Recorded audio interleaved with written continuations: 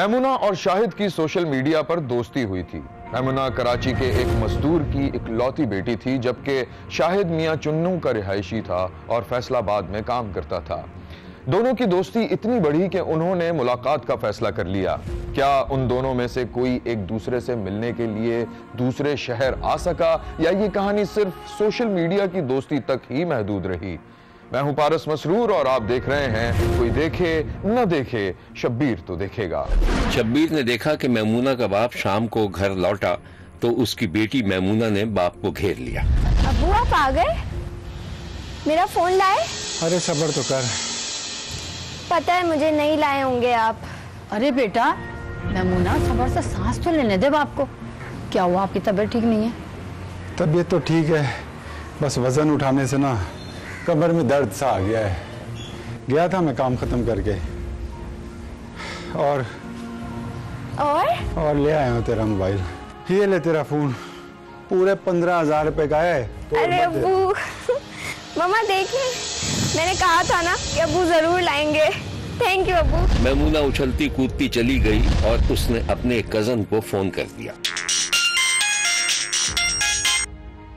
Hello Aamir भाई, मैं मैमूना बोल रही हूँ। अरे फोन मिल गया तुमको? आमिर भाई आप जल्दी से आ जाएं और मेरे फ़ोन में फेसबुक की आईडी बना दें। और वो क्या होता है जिसमें फ्री कॉल्स होती हैं। व्हाट्सएप? अच्छा चलो शाम में आता हूँ मैं फिर। ओके, नहीं मुझसे इतना वेट नहीं होगा। एक काम करती हूँ, मैं आपकी दुकान पे आ जाती हूँ। अरे बाबा शॉप पे हूँ मैं अभी। कह रहे मैं आ जाती हूँ। अरे बाबा आ जाओ, ठीक है आ जाओ, मैं शॉप पे हूँ। ओके। अरे अम्मी, मैं आमिर भाई की दुकान पे जा रही हूँ। क्यों? क्योंकि आईडीज बनवानी है फ़ोन में। अरे बेटा तो उसको यहीं बुला लिया होता। नहीं वो शाम में आएगा, मुझसे इतना इंतजार नहीं होगा, मैं जा रही हूँ। अच्छा जा, आते हुए बेसन ले आई हो, पकौड़े खाने को दिल कर रहा है। जी ठीक है अब्बू। शब्बीर ने देखा कि मैमूना तेज तेज चलती हुई अपने कजन की दुकान पर पहुंच गई। अरे आ गई तुम? जी। आओ दिखाओ, फोन तो दिखाओ जरा। फोन तो अच्छा है मैमूना। इसमें फेसबुक डल जाएगा ना? हाँ हाँ बिल्कुल डल जाएगा। कितनी बार बताऊँ ये बात। एक काम करो, अभी तुम देख रहे हो थोड़े गाहक वगैरह हैं, मैं गाहक को निपटा लूँ, फिर मैं तुम्हें सुकून से करके देता हूँ। या फिर ये कर लो कि अपना मोबाइल मेरे पास छोड़ जाओ तुम, मैं इसको करके ले आऊँगा, या फिर मैं शाम में सुकून से आगे इत्मीनान से कर दूँगा। सही है, ठीक है। और अब्बू ने कहा था बेसन ले आइएगा। बेसन कितना? ये तो उन्होंने बताया नहीं, उन्होंने कहा था बस पकोड़े खाने का दिल चाह रहा है। अच्छा एक मिनट रुको।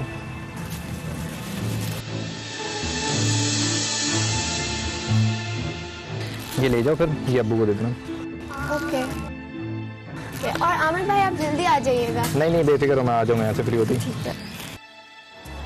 कुछ ही दिनों में मैमूना सोशल मीडिया पर सरगर्म हो गई थी और उसकी दोस्ती शाहिद नामी एक शख्स से हो गई थी, जिसने उसे रंगीन ख्वाब दिखाए थे। शब्बीर ने देखा कि शाहिद नामी शख्स की फ्रेंडशिप रिक्वेस्ट देखकर मैमूना ने कबूल कर ली थी। दूसरे ही लम्हे इनबॉक्स में शाहिद का शुक्रिया का मैसेज भी आया। मैमूना ने फौरन ही शाहिद की तस्वीर को जूम करके देखा और वो उसे अच्छा लगने लगा। फिर उसने मैसेंजर से शाहिद को फोन भी मिला दिया। हेलो, आप कौन? मैं शाहिद। आप मैमूना है ना? जी। आप क्या करते हैं? मैं फैसलाबाद में कारोबार करता हूँ। आपकी फेसबुक पर डीपी देखी तो बहुत अच्छी लगी, तो इसीलिए आपको फ्रेंड रिक्वेस्ट सेंड की। बाय द वे आप क्या करती हैं? मैं अभी मैट्रिक पास किया है और मैं कराची में रहती हूँ। Very good. अब तो हम अच्छे दोस्त बन चुके हैं, आप मुझे कभी भी कॉल कर सकती हैं। लेकिन मेरे पास नंबर नहीं है आपका। अरे इसमें कोई टेंशन वाली बात थोड़ी है, मैं आपको इनबॉक्स कर दूंगा, आप मुझे व्हाट्सएप पर मैसेज कर दीजिएगा। चलें ठीक है। अल्लाह हाफ़िज़। मैमूना ने इनबॉक्स चेक किया तो उसमें फोन नंबर के साथ मोहब्बत भरी इमोजीज की भरमार थी। मैमूना ने फौरन उसके नंबर को व्हाट्सएप पर ऐड कर लिया और फिर उन दोनों के दरमियान रात दिन बातचीत होने लगी। मैमूना और शाहिद के दरमियान बेतकल्लुफी बढ़ती गई, यहाँ तक कि मैमूना शाहिद से मिलने के लिए पर तोलने लगी। एक दिन वो दोनों व्हाट्सएप पर बात कर रहे थे। मैमूना तुम ऐसा करो, किसी दिन फैसलाबाद आ जाओ, तुम्हें फैसलाबाद की सैर करवाऊंगा। मगर मुझे तो पता भी नहीं कि कैसे आऊँ, कौन सी बस आती है, और मेरे अम्मी अब्बू भी नहीं मानेंगे। अरे तुम कोई भी बहाना करके चली आओ, और तुम परेशान मत हो, तुम जैसे ही यहाँ होगी हम शादी कर लेंगे। तुम धोखा तो नहीं दोगे ना? पागल हो गई हो क्या? अच्छा सच सच बताओ, तुमने कोई शादी तो नहीं की ना? अरे इतना शक है तो मत आओ, कोई ज़रूरत नहीं आने की। बुरा क्यों मान रहे हो? मुझे सोचने तो दो। अच्छा सुनो, कराची से कुछ बसें चलती हैं, 2-2.5 हज़ार रुपये किराया लेंगी। तुम फिक्र मत करना, पैसे मैं भेज दूंगा तुम्हें। अच्छा मैं कल बताऊंगी। खुदा हाफिज। अल्लाह हाफिज। खुदा हाफिज कहकर मैमूना ने शाहिद की तस्वीर को जूम किया और अपने ख्यालों में खो गई। उसने देखा कि जब वो फैसलाबाद बस अड्डे पर उतरी तो शाहिद उसका इंतजार कर रहा था। कितना अच्छा शहर है। अरे मोमना तुम। हाँ, शाहिद, लेकिन मैं रहूंगी कहाँ? अरे तुम परेशान मत हो, बहुत बड़ी हवेली है मेरी। मैंने बाबा को भी बता दिया तुम्हारे बारे में, तुम फिक्र मत करो। मैमूना को यूं लगा जैसे वो एक आजाद परिंदा हो और अपनी मर्जी से उड़ रहा हो। शाहिद तुम कितने अच्छे हो, मैंने तो सोचा भी नहीं था मुझे तुम मिल जाओगे। मैं भी बहुत खुश नसीब इंसान हूँ, इस दुनिया की इतनी प्यारी लड़की मुझे मिल जाएगी मैंने सोचा नहीं था। बाय द वे एक सरप्राइज है मेरे पास तुम्हारे लिए। वो क्या? मैंने एक बहुत बड़े होटल में तुम्हारे लिए रूम बुक करवाया है। हम 2 दिन वहाँ रहेंगे, फिर मेरी हवेली चलेंगे। तुम्हें तो पता ही है होटल में कितना आराम मिलता है। नहीं, मुझे नहीं पता। अरे भाई, मैंने सोचा इतनी दूर से मेरी मेहमान आ रही है तो उसके लिए कुछ खास तो होना चाहिए, तो मैंने तुम्हारे लिए होटल बुक करवाया। चले? मैमूना अभी इन्हीं ख्यालात में गुम थी कि मोबाइल की बैटरी खत्म हो गई और मैमूना चिल्लाती हुई ख्यालों से बाहर आ गई। 2-4 दिन सोचने के बाद मैमूना ने फैसला कर लिया कि वो चुपके से फैसलाबाद चली जाएगी और शाहिद से शादी कर लेगी। शब्बीर ने देखा कि मैमूना खामोशी से घर से निकली, बस अड्डे की जानिब रवाना हो गई। जब वो फैसलाबाद उतरी तो शाहिद हस्बे वादा वहां मौजूद था, लेकिन वो शाहिद को पहचान न सकी। अरे मैमूना तुम। आप कौन? लाओ बैग दो मुझे। आप कौन? अरे मैं शाहिद, पहचाना नहीं तुमने? हैं? इतना फर्क? तस्वीर में तो बिल्कुल अलग थे। यार वो धूप में आया हूँ ना, इसीलिए ऐसा हो गया हूँ। पैदल आए हो? नहीं, बाइक पर आया हूँ। मुझे तो लगा था तुम्हारे पास कार होगी। अरे वो भी आ जाएगी, तुम परेशान मत हो। अच्छा शाहिद, इससे पहले मेरे घर वाले मुझ पर गुमशुदगी की रिपोर्ट दर्ज कर दें, हमें शादी कर लेनी चाहिए। अरे तुम परेशान मत हो, मैं संभाल लूंगा। अभी आओ चलो चलते हैं। शाहिद मैमूना को एक घर में ले गया। ये रहा हमारा कमरा, अब से हम यहाँ पर रहेंगे। मैंने हर चीज़ लाकर रख दी है यहाँ पर, और बाहर फ्रिज रखा हुआ है, उसके अंदर हर चीज़ रखी हुई है। अगर किसी चीज़ की ज़रूरत हो तो मुझे बता देना तुम। नहीं, मैं यहाँ नहीं रह सकती, तुम मुझे अपने घर ले चलो। अरे बाबा, ले जाऊँगा, कुछ दिन की तो बात है, जब तक मैं बाहर के मामला देखता हूँ। मैं एक ही शर्त पे रहूँगी कि तुम यहाँ नहीं रहो। अच्छा बाबा ठीक है, मगर मिलने तो आ सकता हूँ ना? चलो ठीक है। अच्छा मैं बाहर जा रहा हूँ कुछ सामान लेने के लिए, तुम परेशान मत हो ना, और अंदर से दरवाज़ा बंद कर लो, ठीक है? उधर बेटी के गायब होने पर मैमूना के माँ बाप परेशान हो गए। बाप मजदूर था, उसकी समझ में नहीं आ रहा था कि बेटी को कहाँ ढूंढे। कहीं से लाओ मेरी बच्ची को, आज पूरे 10 दिन हो गए उसे गए हुए। मैं कहती हूँ पुलिस में रिपोर्ट करा दो, वो लोग उसे ढूंढ लेंगे। मैमूना का बाप खुद भी रो रहा था और अपनी बीवी को दिलासा भी दे रहा था।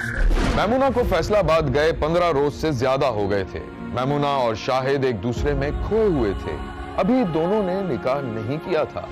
शाहिद मैमूना के लिए कपड़े लेकर आया।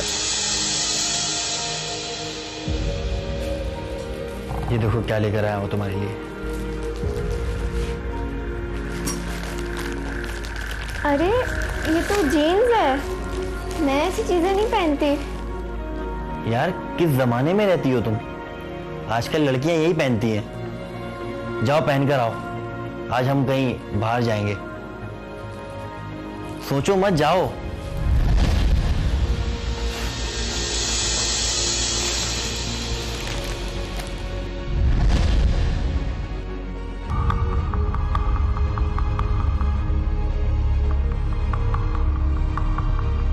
थोड़ी देर में मैमूना जीन्स पहनकर निकली तो शाहिद उसे देखता का देखता रह गया।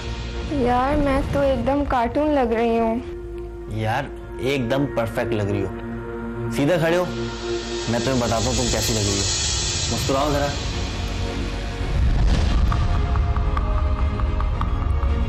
ये देखो कैसी लग रही है। शाहिद ने मोबाइल से मैमूना की तस्वीर बनाकर दिखाई तो वो दंग रह गए। देखो कितनी अच्छी लग रही हो। चलें आप। शब्बीर ने देखा वो दोनों एक होटल के बाहर खुले मैदान में लगी कुर्सियों पर बैठे थे, खाना खा चुके थे और अब गपशप कर रहे थे। क्या हुआ, कहाँ खोई हुई हो, क्या बात है? हाँ सोच रही हूँ कैसे बताऊँ। एक काम करते हैं, हम कोर्ट चलते हैं, हमें निकाह करना है। अरे कर लेंगे, इतनी भी जल्दी क्या है? शाहिद तुम अजीब आदमी हो, तुम्हारा दिमाग खराब है। मैं अपना घर छोड़ के यहाँ आई हूँ, तुम कह रहे हो कि जल्दी क्या है, हद होती है। क्या क्यों मजाक करती हो यार? मैं मजाक कर रही हूँ? ना तुम अपने घर लेके गए, ना तुम कोर्ट लेके जा रहे हो, क्या कर रहे हो तुम? अव्वल तो ये सच है तो मैं कैसे मान लूँ कि क्या? खुल के बताओ शाहिद। देखो अगर तुम नहीं चलोगे कोर्ट तो मैं पुलिस को बता दूंगी। हाँ अच्छा यार, तुम ऐसी बात क्यों कर रही हो? पुलिस क्यों जाओगे तुम? मैं तुम्हारा था, तुम्हारा हूँ, तुम्हारा ही रहूँगा। तुम फिक्र मत करो, कल हम सबसे पहले कोर्ट जाएंगे और कोर्ट मैरिज करेंगे। आओ चलते हैं, चलें।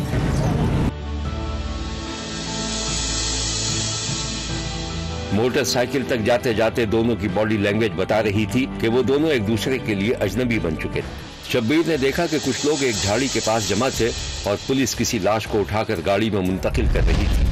शब्बीर को अभी ये नहीं पता चला था कि लाश मर्द की थी या किसी औरत की।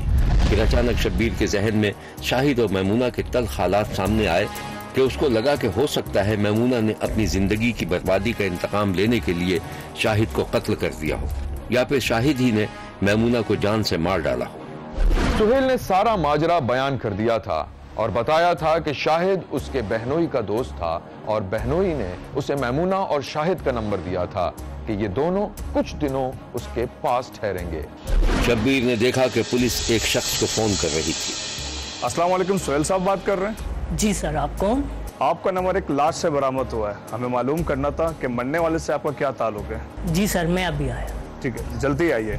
कराची जब हमें पहुंचते हैं तो हम कराची वाला जो एक पर्सन होता है उस पर हम वर्क स्टार्ट करते हैं। वो पता चलता है कि इसका ताल्लुक असल में बहावल नगर से है। बहावल नगर जब हम काम स्टार्ट करते हैं तो वहाँ से हमें इंफॉर्मेशन क्लियर होती है कि ये असल में जो मर्डर कातिल है वो मियाँ चन्नू का रिहायशी है। हम दोबारा मियाँ चन्नू पहुँचते हैं, वहाँ पे आके जो कातिल होता है उसको अरेस्ट करते हैं, तो उससे फिर तफ्तीश का आगाज़ करते हैं और तफ्तीश के दौरान फिर वो सारे राज उगल देता है भी किस तरह मैंने ये मर्डर किया, कैसे हुआ, वो सारी डिटेल सामने आती है। पुलिस ने मुबैना कातिल को गिरफ्तार कर लिया था।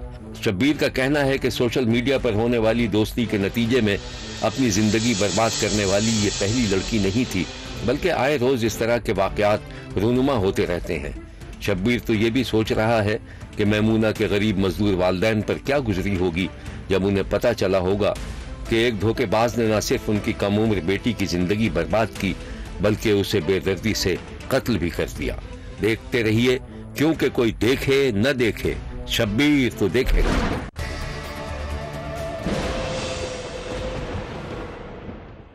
ये वाकया है हजरू के इलाके खगवानी का, जहां एक गूंगी बहरी औरत का शौहर फौत हो गया तो उसने एक दूसरे शख्स से शादी कर ली। उस औरत की एक 12 साला बेटी भी थी। सौतेले बाप ने अपनी सौतेली बेटी के साथ क्या सलूक किया आप भी देखिए। मैं हूं पारस मसरूर और आप देख रहे हैं कोई देखे न देखे, शब्बीर तो देखेगा। शब्बीर ने देखा कि 70 साला बूढ़ा तैयब गांव के एक ढाबे पर अपने दोस्तों के साथ बैठा था। ओए बुड्ढे, तू तो बड़ा किस्मत वाला है यार, इस उम्र में भी तुझे जोरू मिल गई। अबे गूंगी बहरी है कमबख्त, खामोखा मुसीबत घर उठा लाया, और तो और एक बेटी भी ले आई। मैं तो बहुत परेशान हो गया हूँ, काम धंधा कुछ है नहीं।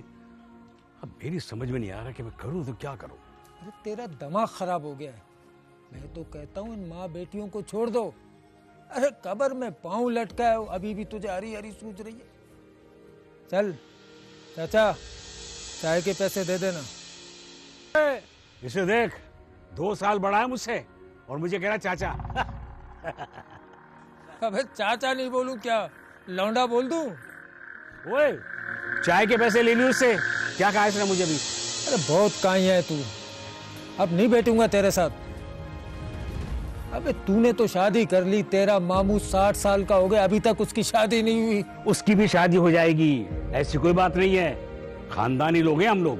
चल निकल निकल, तेरी बुढ़ी तेरा इंतजार कर रही है। हाँ, और मेरे इंतजार करो किसी और का। भाई चाय से पैसे ले लियो, जा रहा हूं मैं। तैयब संभल कर चलता हुआ अपने घर पहुंचा, जिसमें उसकी 12 साल सौतेली बेटी अपनी माँ का सर दबा रही थी। अल्लाह अल्लाह अकबर। अरे क्या हुआ तेरी माँ को? उस बोल मैं आया हूँ। अम्मा उठो, पापा हैं। अरे अरे अरे, क्यों डरा रही है उसको मेरी तरफ से? बाप हूँ उसका मैं, और उससे खुश रखूंगा। तुझे खुश रखना है ना, तो उसे भी खुश रखना है। मैं अब तो खुश है ना? हाँ, ऐसे खुश रहा कर। तैयब की बीवी ने इस तरह जाहिर किया जैसे वो शौहर की बात सुनकर खुश हो गई हो। वो फौरन गई और ट्रंक से बेटी के शादी के कपड़े निकाल लाई और शौहर के सामने, और इस तरह करने लगी जैसे कह रही हो कि उसने बेटी के जहेज की तैयारी कर रखी। अपनी बेटी के लिए जमा कर रही है। हाँ हाँ, मुझे पता है मुझे। मैं भी बहुत सा इंतजाम करूंगा इसके लिए, और अच्छा इंतजाम करूंगा। ये तेरी बेटी नहीं, मेरी भी है। इसकी शादी बहुत अच्छे अंदाज से करूंगा, तू फिक्र मत कर, बस खुश रहा कर। ठीक है। बीवी जाने लगी तो ठोकर लगने से गिर गई। बेटी दुपट्टा ठीक करते हुए दौड़ी, माँ को उठाया। जाओ तुम आराम कर लो। अत्या यहाँ बैठ तू बड़ी आसान फरामोश है, अपने बाप का कुछ भी ख्याल नहीं रखती। क्या हुआ अब्बा? चल कुछ नहीं हुआ। देख, मैं तेरी शादी करवा रहा हूँ, तेरी माँ से मैंने पूछ लिया है। हाँ। मुझे नहीं पता। मुझे नहीं पता। अतिया चली गई तो 70 साल तैयब, उसका सौतेला बाप, किसी गहरी सोच में डूब गया। शब्बीर ने देखा कि एक 60 साला शख्स को कुछ लोग घेर कर बैठे हुए थे और उसका मजाक उड़ा रहे थे। अरे तैयब के मामू, अरे कुछ तो शर्म कर ले।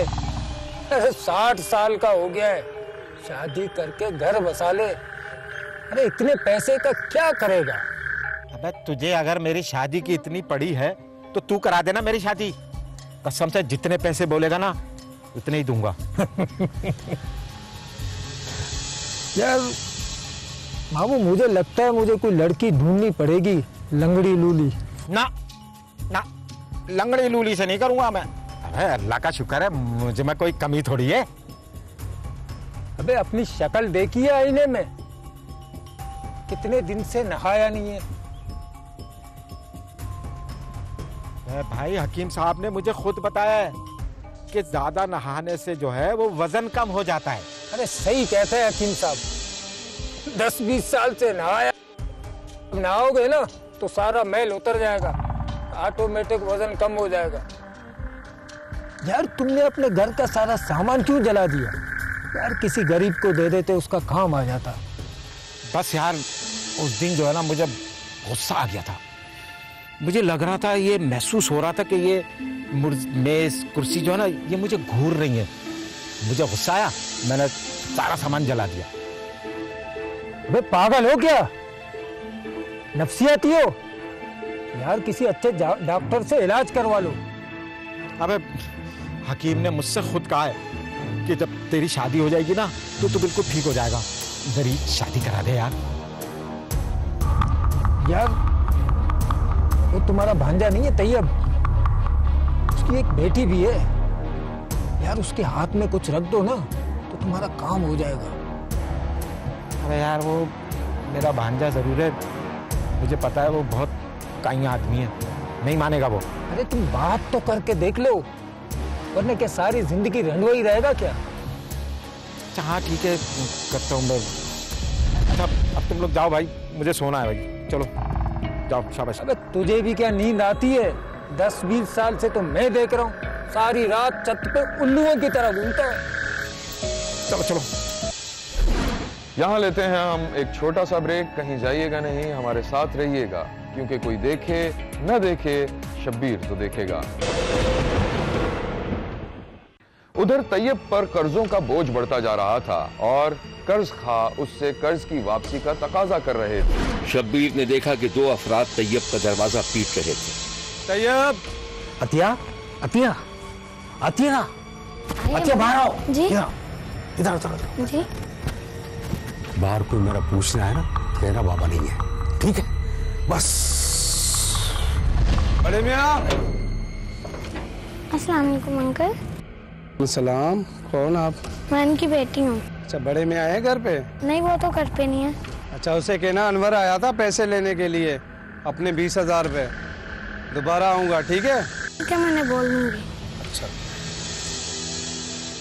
हाँ क्या हुआ बेटा? अब्बा वो चले गए लेकिन पैसे मांग रहे थे। अच्छा अच्छा ठीक है, तू अपनी माँ के पास जा, मैं आता हूँ।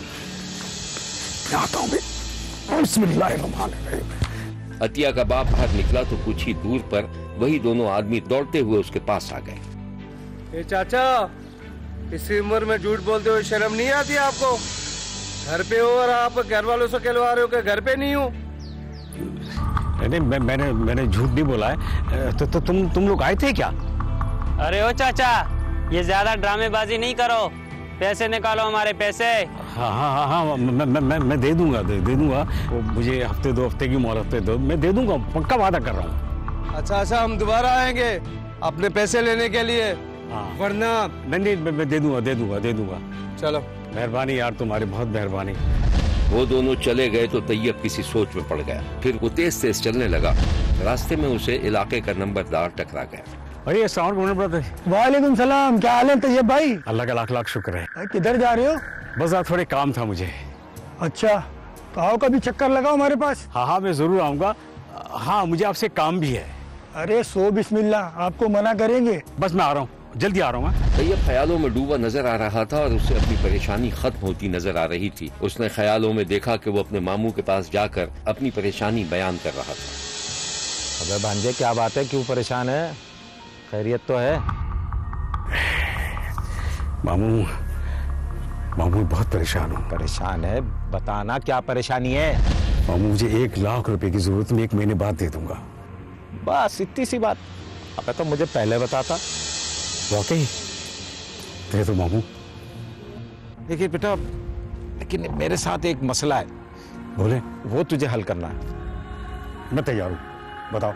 यार असल में पता है क्या, मैं जहाँ भी जाता हूँ ना, लोग मेरा मजाक उड़ाते हैं यार। क्यों? मैं थक गया हूँ। वो तू किसी भी तरह ना मेरी बस शादी करा दे। शादी? हो गया, मैं कराऊंगा शादी। पक्का? बिल्कुल कराऊंगा। ये हुई ना बात। ये ले, ये असल में मैंने किसी और के लिए रखे थे, तू ले जा, ऐश कर। मामू बहुत शुक्रिया, मेरी मुश्किल आसान कर दिया। लेकिन मेरा काम पहले, जब तुम मेरा काम करोगे तो मैं क्यों नहीं करूंगा? तैयब ख्यालों से निकला तो वो मामू के दरवाजे पर था। उसे मामू की कमजोरी का इल्म था। कर्ज उतारने के लिए उसके जहन में जो तरकीब आई वो खासी भयानक थी। अबे भांजे, तू खैरियत तो है? तुम्हारे लिए खुशखबरी लेकर आया हूँ। मेरे लिए? बोल जल्दी बोल। तुम्हारी शादी करवा दो तो कितने पैसे दोगे? तू जितने बोल। 2.5 लाख खर्च होंगे, तैयार हैं? 2.5 लाख? वो तो ठीक है, मैं दूंगा, लेकिन यार ये तो बता दे कौन है, कैसी है? 12 साल की है, चौंक जाएगा। 12 साल की? अबे क्यों मजाक उड़ा रहा है यार? वो 60 साल के बुड्ढे को कौन देगा 12 साल? अरे मैं दूंगा, मैं। अच्छा, समझ गया। वो तेरी सुतीली बेटी अतिया तो नहीं है? अबे उसकी माँ मान जाएगी? अरे मैं मनवाऊंगा यार, कैसे नहीं मानेगी वो? तो बात तो फिर ठीक है, मैं राजी हूँ। पैसे निकाल। हाँ, ये ले, मैं तो राजी हूँ। ये अभी एडवांस के तौर पे रख ले। यही बाद में ये एडवांस के तौर पे रख ले। बस बेफिक्र रहो, अब मैं कल आऊंगा और तू सारी बात बताऊंगा। तैयार है तू? तो हो तो जाएगी ना? हाँ। तैयब ने अपनी 12 साला बेटी की शादी अपने 60 साला नफसियाती मामू से कराने के लिए रकम पकड़ ली थी और अब वो नंबरदार को राजी करने की कोशिश कर रहा था। बीर ने देखा कि तैयब और नंबरदार आमने सामने कुर्सियों पर बैठे हुए थे। नंबरदार जी, ये काम आप करा सकते हैं, बस और कोई नहीं। अरे तैयब, ये जुल्म नहीं है। अभी वो बच्ची है और तुम्हारा मामू भी पागल है, पुलिस केस बन जाएगा। मैं इसीलिए आपके पास आया हूँ कि आप ये काम संभाल लेंगे और कर देंगे। चलो सोचते हैं, कुछ करते हैं। नंबरदार जी, ये रखें। अरे इसकी जरूरत नहीं है। अरे रख ले, कुछ भी नहीं है, और भी दे दूंगा आपको मैं। बस मैं अब चलता हूँ, अतिया की माँ को भी मनाना है, समझाना है? ये बस ये हो जाना चाहिए। अतिया की मां बेटी के रिश्ते की खबर सुनकर खुश हो गई, क्योंकि उसे ये नहीं पता था कि उसकी बेटी की शादी किसी 60 साला नफ्सियाती मरीज से की जा रही है। शब्बीर ने देखा कि अतिया की मां बेटी की शादी के कपड़े फैलाए बैठी थी और खुश हो रही थी। और ये शादी हो गई ना, हमारा और आपका फर्ज पूरा हो जाएगा। अब्बू मुझे शादी नहीं करनी। क्या? अरे मैं तुम समझाओ उसे। मुझे नहीं शादी करनी। अतिया की मां ने बॉडी लैंग्वेज से शौहर को मुतमईन किया कि वो उसे संभाल लेगी। बूढ़े लालची बाप ने अपनी सौतेली बेटी अतिया की शादी अपने नफ्सियाती मरीज 60 साला मामू से करा दी थी और मामू से 2.5 लाख रुपए भी ले लिए थे, जो कि नंबरदार और निकाह खां को भी दिए। ये खबर जब पुलिस को पहुंची तो मुल्जिमान की गिरफ्तारी के लिए छापे मारने लगी। सर आपने कुछ सुना है क्या? 12 साल बच्ची की उम्र है, उसके बाप ने 60 साल बुढ़े से शादी करा। क्या जी? किसी मौलूदार ने सर शिकायत दर्ज कराई है। पकड़ो इन खबीसों को। सर सुना है इसमें नंबरदार और निकाह खां भी शामिल है। पहले तो बच्ची को बरामद करो, उसके बाद पकड़ो इन सब खबीसों को। Okay sir. चलिए करें। रहीम, रहीम, बार रहीम। घर के अंदर मामू नईम समझ गया कि कुछ गड़बड़ है। अरे आ रहा हूँ भाई, कौन है? आ रहा, बताते हैं तुझे कौन है।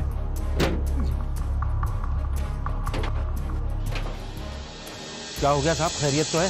बच्ची कहाँ है? बच्ची? कौन सी बच्ची? जिसको खरीदा है तूने।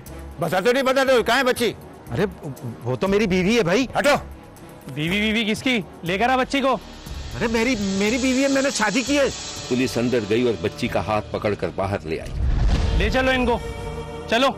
साहब आप मेरी बात को समझने की कोशिश कर रहे साहब। पुलिस ने 12 साला बच्ची को 60 साला बूढ़े से शादी कराने के इल्जाम में गांव के नंबरदार, लड़की के सौतेले बाप, दूल्हा, उसके 4 भाई बहनों समेत 9 अफराद को गिरफ्तार कर लिया था, जबकि निकाह खां की गिरफ्तारी के लिए छापे मारे जा रहे थे। मेरे पास निकाह रजिस्ट्रार की तादाद 14 है, जिनको लोकल गवर्नमेंट की तरफ से लाइसेंस जारी की हुई हैं। इन 14 निकाह रजिस्ट्रार में से किसी भी निकाह रजिस्ट्रार ने इस अतिया बीबी का निकाहनामा मेरे पास जमा नहीं करवाया है। जी यहाँ मुतलका यूसी में तो दर्ज नहीं हुए हैं। आजकल जो है लाइसेंस जारी गवर्नमेंट ने की हुई हैं, कोर्ट के निकाह रजिस्ट्रार होते हैं। मैं भी कि उनके पास से पूछा जाए, हो सकता है कि उन्होंने ये निकाह रजिस्टर किया। शब्बीर ने इस कार्रवाई पर पुलिस की तारीफ की है और कहा है कि अगर पुलिस ये इकदाम न करती तो बच्ची की जिंदगी मजीद तबाह हो सकती थी। देखते रहिए, क्योंकि कोई देखे न देखे, शब्बीर तो देखेगा। यहाँ हमारे प्रोग्राम का वक्त खत्म हुआ। अगले हफ्ते फिर हाजिर होंगे नई कहानियों के साथ, इसी वक्त सिर्फ एक्सप्रेस न्यूज पर। देखना मत भूलिएगा, क्योंकि कोई देखे न देखे, शब्बीर तो देखेगा। अगर आप अपने इर्द गिर्द होने वाले किसी गैर मामूली वाक़े से शब्बीर को आगाह करना चाहते हैं तो SMS करें SAB, लिखकर स्पेस दें और अपना मैसेज अपने शहर और नाम के साथ 247 पर भेज दें। फैक्स करने के लिए हमारा नंबर है 021-3580-3820। खत लिखने के लिए हमारा पता है 5 expressway of Korangi road, Karachi. Express news, Shabbir तो देखेगा।